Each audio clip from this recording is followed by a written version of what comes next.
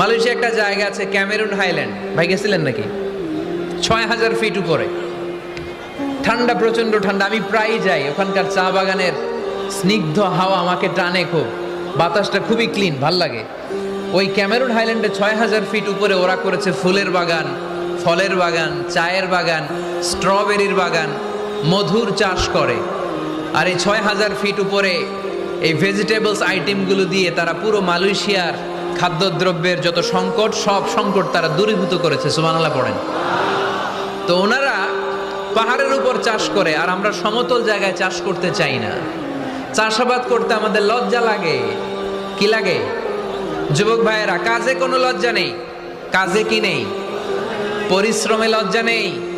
লজ্জা হচ্ছে অলসতায়, লজ্জা হচ্ছে অকর্মণ্যতায়। আমরা কাজ করে খেতে চাই, পরিশ্রম করে খেতে চাই। রাজি আছো সবাই?